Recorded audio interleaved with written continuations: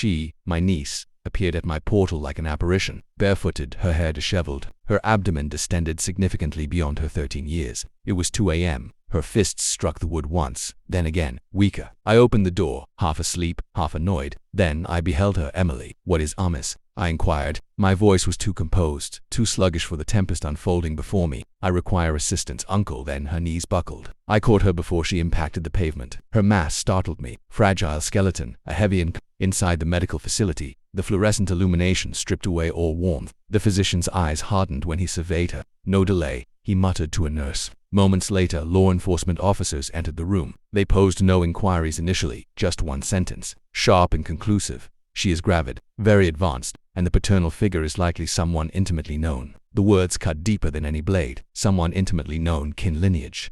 The night was frozen at that moment. My cardiac rhythm became silent. My mind, however, commenced operating coldly, precisely. Someone had ravaged her adolescence, and I was resolute in discovering who. They questioned her tenderly, but her lips remained sealed. Trembling hands gripping the linen, her gaze evading mine. Terror, not bewilderment. It was not an outsider. It was not fortuity. She recognized the man too well. I sat outside the chamber, motionless. Fury clawed internally, but I interred it deeply. Fury is clamor. Clamor is vulnerability. John, my brother, her father, arrived, disheveled, eyes bloodshot, feigning astonishment, feigning too hard. Who perpetrated this? He demanded, his voice ascending, cracking, but his hands trembled. His gaze never met mine. I studied him closely, every spasm, every oversight, the way his face contracted when the physician said, likely several months past, the way his fingers burrowed into his palms when the police mentioned a DNA examination. Disbelief was my initial impulse. He was my sibling, shared heritage, common scars.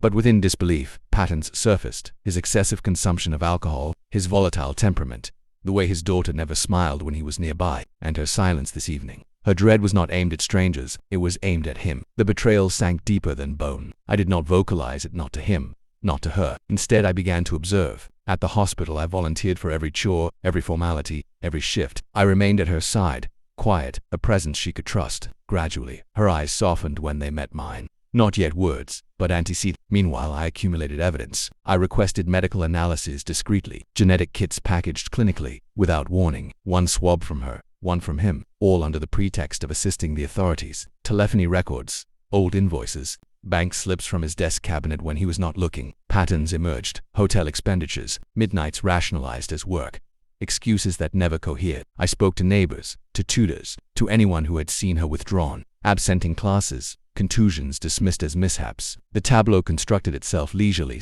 I did not confront him. That would be inefficient. He was still too confident in himself, concealing behind his role as progenitor. But his daughter's silence was a dialect I understood. Every glance, every flinch, every suppressed word was an indictment, and I would interpret it into veracity. The envelope arrived one frigid morning, white, unremarkable, yet it weighed more than stone. I opened it alone. The finding was clear, unequivocal. He was the father, my brother. The bile surged in my throat, but I did not permit it escape. My respiration slowed. My face became rigid. This was no longer grief. It was calculation. That evening, I placed a report on the table between us. No words. He looked at it. Read once, twice. His lips parted. Excuses were arrayed on his tongue, but my silence suffocated him. It's not. I raised my hand. He fell quiet. The terror in his eyes was sufficient. For the first time, the predator was the quarry. His daughter's voice finally breached the silence from the hospital bed. Do not lie, father, please.